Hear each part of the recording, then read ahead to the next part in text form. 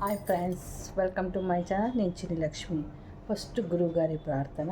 గురు బ్రహ్మ, గురు విష్ణు, గురుదేవు మహేశ్వర, గురు సాక్షాత్ పరబ్రహ్మ, తస్మై శ్రీ గురువే నమః. మీలో ఉన్నటువంటి పరమాత్మకు కూడా నా యొక్క ప్రణామములు. ఇంకా స్టోరీలోకి వెళ్ళిపోదామా? ఇంకా చాలా కొన్ని 2-3 అధ్యాయాలు ఉన్నట్టున్నాయి. జల్లీన అయిపోతుంది. స్టోరీకి పోదామా? సోమ నిర్గమనం. అనేక గంటల ప్రయాణం తర్వాత నేను మా అమ్మ విశ్రాంతి పలహారం కోసం ఆగాము. నేను రథం దిగి ప్రక్కనే ఉన్న చెట్టు దగ్గరికి వెళ్ళి దాని దగ్గర కూర్చున్నాను. మోకాల పైకి లేచి చేతులతో అక్కడి పూలను చుట్టి నా తలలో పెట్టుకున్నాను. ప్రయాణం మొదలైనప్పటి నుంచి నేను మా అమ్మ అరుదుగా మాట్లాడుకున్నాము.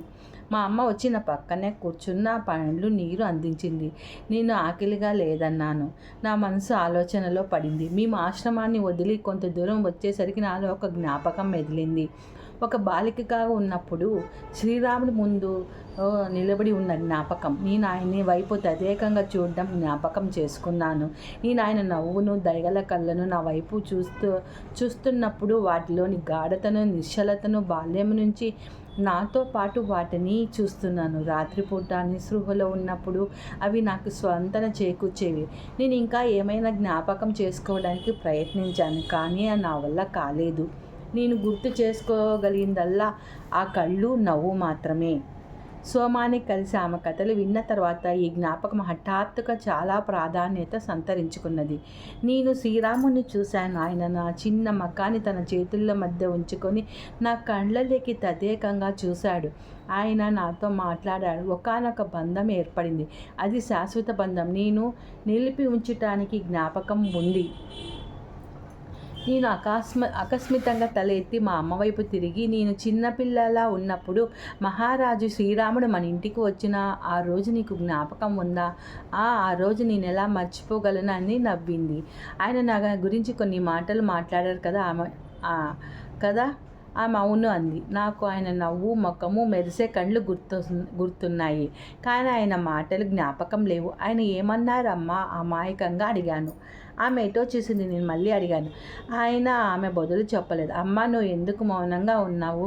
ఆమె నా వైపు తిరిగి, అనసూయ, నువ్వు ఈ ప్రశ్న నీ తండ్రి గారిని అడగటం మంచిది, కానీ ఎందుకు? ఆమె జవాబు ఇవ్వలేదు. మహారాజు నా గురించి ఏం చెప్పాడో తెలుసుకునే హక్కు నాకు లేదా అన్నాను, ఆమె వైపు ఆరగా చూస్తూ. ఆమె మౌనాన్ని అర్థం చేసుకోలేకపోయాను. చాలాసేపటి తర్వాత ఆమె నెమ్మదిగా బదులిచ్చింది. నువ్వు అర్థం చేసుకోగలవు, నేను నీకు అంతా చెప్తాను. ఆమె తన ముఖం దూరంగా పెట్టి ఆ రోజు జ్ఞాపకం చేసుకున్నట్లుగా కళ్ళు మూసుకొని మాట్లాడింది. మహారాజు మీ తండ్రి గారితో ఏదో పరిపాలనా వ్యవహారం చర్చిస్తుండగా నేను తలుపు వద్ద నిలబడ్డాను. ఆయన మన ఇంటికి రావటం అదే మొదటిసారి. అది అరుదైన గౌరవం. ప్రజలు ఇండ్లకు వెళ్ళి వారి కష్ట సుఖాలను స్వయంగా వినటం ఆయనకు అలవాటు. కానీ మహారాజుకు వయసు మీరడం వల్ల ఆ విధమైన సందర్శనాలు తరచూ జరగటం లేదు. నేను మహారాజు దగ్గరికి వెళ్ళటాన్ని నిరోధించుకోలేకపోయినా ఆయన పట్ల మాకెంతో ప్రేమ, ఆరాధన ఉంది. దాంతో నేను మీ నాన్న ఏమంటారన్న భయం వదిలి తలుపు వద్ద నిలబడ్డాను. నువ్వు కుతూహలంగా నా కాళ్ళ మీద నిలబడి నా చీరలో సగం ముఖం దాచుకొని గదిలోకి తోయించుస్తున్నావు. హఠాత్తుగా మన మహారాజు నిన్ను చూసి మనల్ని ముందుకు రమ్మని ఆప్యాయంగా పిలిచారు. నేను ఆయన దగ్గరికి వెళ్తున్నా ఆలోచనతో నా హృదయం ఉప్పొంగింది. మీ నాన్న మనల్ని పరిచయం చేశారు. ఆయన నీ గురించి ఆరా తీగా, మీ నాన్న నువ్వు పిల్లలందరిలోకి చిన్నదానివని, ఒకే ఒక ఆడపిల్లవని చెప్పాడు. ఆయన నిన్ను దగ్గరికి రమ్మన్నాను. నువ్వు సిగ్గుపడుతూ మెల్లగా అడుగులు వేస్తూ ఆయన ముందుకు వెళ్ళావు. మీ నాన్న మనం మందిరం మీదుగా వెళ్ళినప్పుడు నువ్వు మాత అని పిలిచేదానివని, ఒకసారి మా చేతుల నుంచి తప్పించుకొని మందిరం వైపు పరిగెత్తావని, నేను మాతను చూడాలని చెప్పావని, ఆయన పట్టుకొని ఆపితే ఏడ్చావని చెప్పారు. నీ కళ్ళలోకి లోతుగా చూశారు. ఆయన నవ్వు విస్తరించింది. ఆయన నిదానంగా తనలో తను అనుకున్నట్టుగా, ఆమె సీతతో మిథిల నుంచి అయోధ్యకు వచ్చిన పరిచారకుల్లో ఒకరు. మేము వనవాసం నుంచి తిరిగి వచ్చేసరికి జీవించలేదు అని కొంతసేపు మౌనంగా ఉన్నారు. తర్వాత సున్నిత స్వరంతో, ఆమెను సీతను ఎంతో ప్రేమించేది అన్నారు. ఇంకా మీ తండ్రి వైపు తిరిగి, ఆమెను నువ్వు ఇప్పుడు బాలికల కోసం ఏర్పాటు చేసిన గురుకులానికి పంపు. సీత అది ఎంతగానో కోరుకుంది. మళ్ళీ నీ వైపు తిరిగి నీకు నా ఆశీస్సులు ఇస్తాను బిడ్డ అంటూ తన చేయి నీ తలపైన ఉంచి కళ్ళు మూసుకొని ఆయన నీ భవిష్యత్తు జన్మలన్నింటిలోనూ నీకు నువ్వు ఎవరో ఎక్కడి నుంచి వచ్చావో గుర్తు చేసేవాళ్ళు ఒక్కరు ఉంటారని చెప్పారు. ఆ రోజు జరిగింది అదే. మరి ఇంతకుముందు నాకెందుకు చెప్పలేదు అని అడిగాను. ముందే తెలిసి ఉంటే సోమాని ఇంకొన్ని ప్రశ్నలు అడిగేదాన్ని అనుకుంటూ. నువ్వు ఒక సేవకురాలివని నీకు తెలియటం మీ తండ్రి గారికి ఇష్టం లేదు. నువ్వు ఆ విధంగా భావించడం ఆయనకి ఇష్టం లేదు. ఆయన నీలో ఇప్పటికీ ఆ లక్షణాలు ఉండటం చూశారు.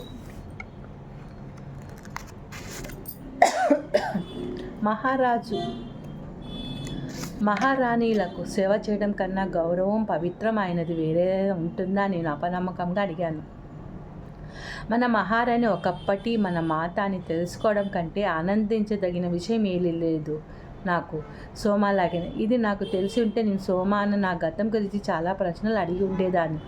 నా స్వరం తేలిపోయింది. నేను ఒక సేవకురాలినన్న విషయం నా ఆలోచన సదా మెదిలేదే అని నేను గుర్తించాను. చిన్నప్పుడు మా తల్లిదండ్రులు సేవించడం ఎంతో ఆనందంగా ఉండేది. ఇంట్లో చిన్న చిన్న పనులు ఎవరికి కనపడకుండా చేయటాన్ని ఆస్వాదించడం జ్ఞాపకం వచ్చింది. నా తల్లి తల పట్టుకొని ఇప్పుడు నీకు చెప్పిన విషయం నీకు చెప్పడానికి నేను చాలా సిగ్గుపడ్డాను. నిజానికి మీ నాన్న ఆ విధంగా భావించేవారు, ఇప్పటికీ భావిస్తున్నారు. మళ్ళీ మనము తిరిగి సోమా వద్దకు వెళ్దాం. నేను నీకు మాట ఇస్తున్నాను. మా అమ్మ నా చేతిలో తన చేతిలోకి తీసుకుంటే మనము ఈ సంభాషణ మీ తండ్రి గారితో చెప్పవద్దండి. సరేనన్నాను. సోమ చివరి మాటలు నా జ్ఞాపకం రావడంతో నా మనసులో ఉరుకలు వేసింది. ఆమె నాతో చాలా చెప్పింది. అయితే ఇప్పుడు అవి శ్రీరామంతో నిర్ధారించబడ్డాయి. నాకు గతం గురించిన జ్ఞాపకం లేదు. శ్రీరాముడు మా నాన్న మధ్య సంభాషణ కూడా లేదు. నా ఏకైక జ్ఞాపకం ఆయన కళ్ళు. అది నన్ను ఎప్పటికీ వదలదు. నన్ను మహారాజు ఆశీస్సుల నుంచి ఆయన నా గురించి వెల్లడించిన గతం గురించి దూరంగా ఉంచినందుకు నేను మా నాన్నని ఎప్పటికీ క్షమించను. కానీ మా అమ్మకి ఇచ్చిన మాట కోసం ఆయనతో వాటి గురించి మాట్లాడలేదు. దాంతో మా మధ్య కొంత దూరం ఏర్పడింది. నేను పెళ్ళికి ఒప్పుకోవడం వల్ల ఆయన ఆనందంగా ఉండి ఆయన సన్నిధిలో ఆ మౌనాన్ని గమనించలేదు. నా మనసు ఎక్కడో ఉంది. సోమా చెప్పిన కథలు మళ్ళీ మళ్ళీ గుర్తు చేసుకుంటూ ఒక్క అక్షరం కూడా మర్చిపోకుండా ఉండాలని ఆశిస్తూ నేను భౌతికంగా మా ఇంటి పనులు కొనసాగిస్తున్నాను. కానీ నా మనసు ఇక్కడ లేదు. ఒకానొక రోజు మా తండ్రి నేను త్వరలో కాబోయే భర్తను కలుసుకుంటానని చెప్పారు. నేనేమి ఆలోచించకుండానే సరే అన్నాను. కొన్ని రోజుల తర్వాత నా పనులు పూర్తయిన తర్వాత ఒక సేవకురాలు వెంట రాగా నది ఒడ్డున నాకు ఇష్టమైన ప్రదేశానికి వెళ్ళాను.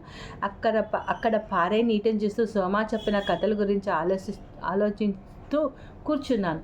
హఠాత్తుగా నాకు అక్కడ ఇంకెవరో ఉన్నట్టుగా అనిపించింది. తల తిప్పితే ఒక యువకుడు నాకు దగ్గరలోనే నన్నే చూస్తూ నిలబడి ఉన్నాడు. నేను అతని వైపు చూశానని గ్రహించి తనను తాను పరిచయం చేసుకున్నాను. నేను అజిత్ మొహమాటంగా అన్నాడు. మీరు అనసూయ అనుకుంటా. మిమ్మల్ని పిలవడానికి మీ ఇంటికి వెళ్ళాను. అయితే మీరు ఇక్కడ నది దగ్గర ఉన్నారని చెప్పారు. నేను తల ఊపాను. ముఖం తిప్పుకుంటూ నా హృదయం దడదడలాది. ఇంతకు ముందెప్పుడూ ఇలా జరగలేదు. నాకు బంధువులు కానీ యువనకు ముందు ఒంటరిగా లేను.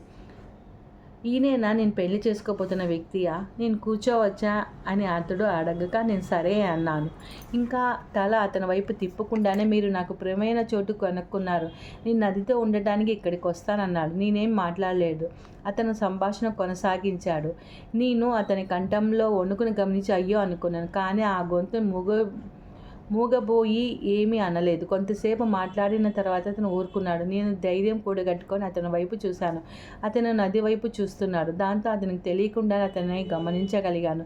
చూడు చక్కని యువకుడు. అసాధారణత ఏమీ లేదు. మంచి ముఖ కవలికలు, ముఖంలో ప్రశాంతత, వ్యక్తీకరణ కూడా నన్ను ఆకట్టుకున్నది. మధ్యాహ్నం ఎండ తీవ్రంగా ఉన్న మిమ్మల్ని చెట్టు నీడ రక్షించింది. అతను నది ఒడ్డున బాధపడుతున్న జంతువు వైపు తదేకంగా చూస్తుండటం అకస్మాత్తుగా గమనించాను. ఆ జంతువుకు దెబ్బ తగిలినట్టు నేను దాని వద్దకు వెళ్ళాలి అతను గొనిగాడు. అతను గాయపడి నడవలేకపోతున్న జంతువు వద్దకు వెళుతుండగా చూస్తున్నాను. అతను తిరిగి వచ్చి దానిని తన ఒడిలోకి తీసుకొని కాలు నెమరసాగాడు. వీడి కాలును ఏదో పెద్ద పక్షి కొట్టినట్లయింది. కానీ కోలుకుంటున్నాడు చెప్పాడు శ్రద్ధగా చూస్తూ.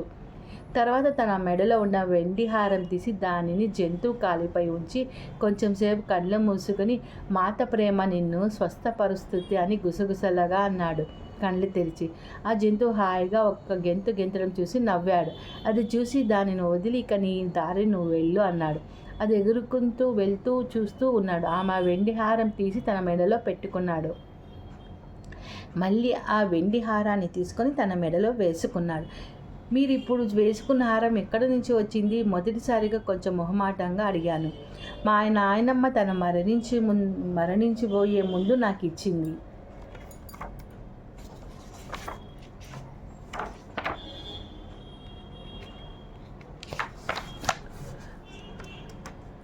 దానికి స్వస్థత పరిచే శక్తి ఉందని నా నమ్మకం. మీ నాయనమ్మకి ఎలా వచ్చిందే ఆయన పట్ల కొంత ఆసక్తితో అడిగాను. ఆ ఆహారం వెనుక పెద్ద కథ ఉంది. అదేమిటో నాకు చెప్తారా? తప్పకుండా. మీరు దాన్ని నమ్మకపోవచ్చు, కానీ మహారాణి వనవాసం నుంచి వచ్చిన తర్వాత తనే స్వయంగా ఆమెకి ఇచ్చింది. అది తను మిదిలో వదిలి వెళ్ళేటప్పుడు తన తల్లి తనకి ఇచ్చిందని చెప్పింది. ఆ మాటలకు నా నోరు తెరుచుకుపోయింది ఆశ్చర్యంతో. అది సీతామాత యొక్క హారమా? మీరు కూడా ఆమెను మాత అని పిలుస్తారు? అతను చిన్నగా నవ్వుతూ, మా నాయనమ్మ కూడా మహారాణిలాగే పిలిచేది. ఆమెకు మహారాణిపై ఎంతో ప్రేమ. ఆ క్షణంలో మహారాణి సీతను మాత అని నేనెందుకు అన్నానో నాకు తెలియదు. నేను అంతకుముందు ఎప్పుడు అలా పిలవలేదు, కానీ ఆ మాట నా నోటి నుంచి జారింది. అప్పటి నుంచి నేను ఆమె గురించి మాట్లాడాల్సి వస్తే మాత అని పిలిచాను. నేను చెప్పినట్టు అదేం పెద్ద కథ. రాజు రాముడు, రాకుమారి సీత తన వివాహం తర్వాత అయోధ్యకు వచ్చేటప్పుడు మొత్తం నగరం అంతా వారిని చూడ్డానికి బారులు తింది. ఆ గుంపులో మా నాయనమ్మ కూడా ఉంది. అయితే మిగిలిన వారు చూసింది వేరు, మా నాయనమ్మ చూసింది వేరు. ఆమె సీత బాహ్య రూపాన్ని చూడలేదు. ఆమె గొప్ప దేవత. తన నుంచి కాంతులు ప్రసరిస్తున్న దేవతలా కనిపించింది. రాకుమారి సీత నిజ రూపాన్ని ఆమె చూసింది. అందువల్లనే కొంతకాలం తర్వాత వాళ్ళు వనవాసకు వెళ్ళేటప్పుడు ఆమె వారి వనవాసానికి ప్రజలు భావిస్తున్న కారం కాక వేరే గొప్ప లక్ష్యం ఉందని గుర్తించింది. రాముడు సీత తమ కార్యానికి ఆ వనవాసం అవసరమని భావించకపోతే వనవాసం జరిగి ఉండే కాదు అని ఆమె నాతో తరచూ చెప్పేది. వారు ఎదుర్కొన్న అపాయాల గురించి కూడా గుర్తించింది. అందుకే ఆమె ఉదయాన్నే నది వద్దకు వెళ్ళి వారి విజయం కోసం, ముఖ్యంగా రాకుమారి రక్షణ క్షేమాల కోసం జపము ప్రార్థనలు చేసేది. మనమంతా చదువుకున్నాం కదా పోయిన చాప్టర్లో. అక్కడ ఎంతోమంది వచ్చి ఆమె కోసం ప్రార్థనలు చేసేవారు. మీరు ఆమె మీ నాయనమ్మ మధ్యలో కల్పించుకుంటూ ఆశ్చర్యంగా అడిగాను. అప్పుడు సోమ చెప్పిన కథను ఈ మాటలతో క్రోడీకరించుకున్నాను. అవును, అతను తల ఊపి, ఆమె మీకు తెలుసా అన్నాడు దాక్షిణ్యంగా. నేను కూడా ఆశ్చర్యంతో తల ఊపి, దయచేసి కొనసాగించండి అని అడిగాను. ఆ 14 సంవత్సరాల్లో ఒక్క ఉదయం కూడా నది వద్దకు రావడం మానలేదు. వాన రాని, వరద రాని, అనారోగ్యం రాని, ఏ ఇబ్బంది ఎదురైనా ఆమె నది వద్దకు వెళ్ళి ప్రార్థించడం మానలేదు. ఆమె ఆ విధంగా చేయడానికి పురికొల్పింది ఏమిటో అని నేను తరచూ ఆశ్చర్యపోయేవాడిని. ఆమె కొంచెం పేద స్త్రీ, ప్రపంచ జ్ఞానం కూడా ఎక్కువ లేదు. అయినా నిర్మలమైన ఆత్మ, మూర్తిభవించిన మంచితనం, అవసరంలో ఉన్న వారిని ఎన్నడూ కాదనేది కాదు. తన అవసరాలను కూడా పక్కన పెట్టి ఎదుటి వారికి సహాయపడేది. ఆమె నాకు ఆ విధంగా జ్ఞాపకం ఉంది. ఆమె వివాహమైన కొద్ది కాలానికే భర్త మరణించాడు. తన ఏకైక కుమారుడు మా నాన్నను ఒంటరిగానే పెంచింది. ఆమెకు కష్టాలుండేవి, కానీ ప్రతిరోజు సూర్యోదయానికి ముందే నది ఒడ్డుకు వెళ్ళి పూజ చేసి తర్వాత పనులు మొదలుపెట్టేది. కొంతకాలానికి మరికొంతమంది స్త్రీలు కలిశారు. చివరికి ఎంతోమంది అయోధ్యలోని స్త్రీలందరూ చేరారు. తమ నాయనమ్మ గురించి ఆ మాటలు చెప్పి అతను మౌనంగా ఉండిపోయినాడు. నేనప్పుడు అతను సూటిగా చూస్తూ అతని ముఖాన్ని అల్లముకున్న ఉద్వేగ మేఘాలను గమనించాను. నా హృదయం అతని వైపు పరికి తీసింది. మీకు ఆమె అంటే, మీ నాయనమ్మ అంటే చాలా ఇష్టం అనుకుంటాను. అతను తల ఊపాడు. అతను మళ్ళీ మాట్లాడడం మొదలు పెట్టేసరికి స్వరం చిన్నగా కంపించింది. నాపై ఆమె ప్రభావం చాలా ఉంది. నేను బాగా చిన్నగా ఉన్నప్పుడే ఆమె చనిపోయిన ఆమె నాకు బాగా జ్ఞాపకం ఉంది. నేను ఆమె మాటల ద్వారా కాక చేతుల ద్వారా జ్ఞాపకం ఉంచుకున్నాను. ఆమె చాలా తక్కువగా మాట్లాడేది. ఆమె జీవితమే నాకు ఒక ఉదాహరణ. మీ నాయనమ్మకు ఆహారం ఎలా వచ్చిందో చెప్పగలరా? సీతారాములు వనవాసం నుంచి వచ్చిన తర్వాత మా నాయనమ్మ తీవ్ర అనారోగ్యం పాలైంది. మా నాన్న ఆమె మందుల కొరకు వెతుకుతుండగా రాకుమారి రథంలో అటువైపుగా వెళ్ళడం సంభవించింది. ఆమె మా నాన్న చూడగానే వెంటనే రథం దిగి ఆయనను నది ఒడ్డున ఔషధ మొక్కలు లభించే చోటుకు తీసుకువెళ్ళింది. తరువాత మా నాన్నమ్మకు ఆరోగ్యం చేకూరాక తను చూడ్డానికి రమ్మని చెప్పమంది.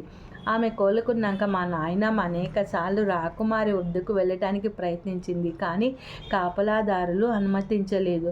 ఒకానొక రోజు మహారాణి సీత ఆమె సేవకురాలు మారువేషాల్లో మా నాయనమ్మని దర్శించారు. అప్పుడు రాణి సీత మా నాయనమ్మ అయోధ్య నగరపు స్త్రీల ప్రార్థనల తన లంకలో బందీగా ఉన్నప్పుడు ఎలా రక్షించాయో తెలిసింది. తర్వాత తన మెచ్చుకోలకు సూచిస్తూ ఆమె ఈ హారాన్ని తీసి మా నాయనమ్మ మెడలో ఉంచింది.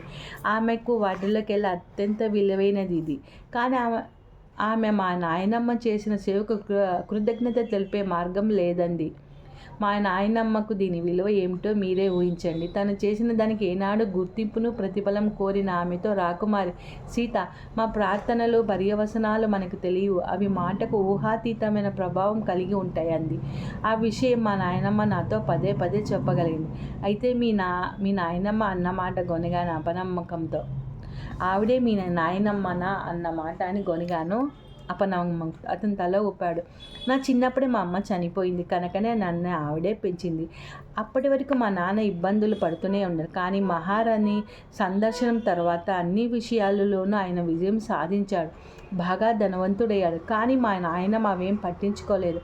తన జీవిత విధానం ఎంత మాత్రం మారలేదు. కాలక్రమంలో మా నాన్న మళ్ళీ పెళ్లి చేసుకున్నాడు. మేము ఒక పెద్ద ఇంట్లోకి మారాం. కానీ ఆమె రాను అంది. ఆమె నేను ఎప్పుడు మన మహారాణి జీవించినట్లే జీవిస్తానంది. నేను వింటున్న దాన్ని నేను నమ్మలేకపోతున్నాను. మేము కొంచెం సేపు నిశ్శబ్దంగా ఉన్నాము. నేను ఇప్పుడు అతని సన్నిధిలో హాయిగా మేము పాత స్నేహితులైనట్టుగా ఉంది. అందువల్ల మౌనం చికాకు కలిగించలేదు. ఇంకా చెప్పాలంటే అతని మధ్య ఉన్న విరామం నేను ఆస్వాదిస్తున్నాను. ఇప్పుడు ఏర్పడిన నిశ్శబ్దాన్ని కూడా నేను సోమ నాతో చెప్పిన చివరి మాటలు జ్ఞాపకం చేసుకుంటూ, మీకు జంతువులు ఇష్టం కదా అని అడిగాను. అతను మకమంతా ఆశ్చర్యంతో వెళుతూ, అసలు అది అడగవసరం లేదు, నేను ఈ సమయమంతా వాటితోనే గడుపుతాను, వాటిని రక్షిస్తాను. కానీ మా నాన్నకు నా గురించి వేరే ఆలోచనలు ఉన్నాయి అతను నిట్టూరుస్తూ అన్నాడు.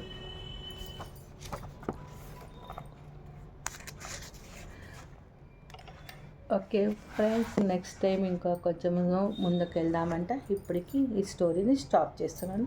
Thank you friends.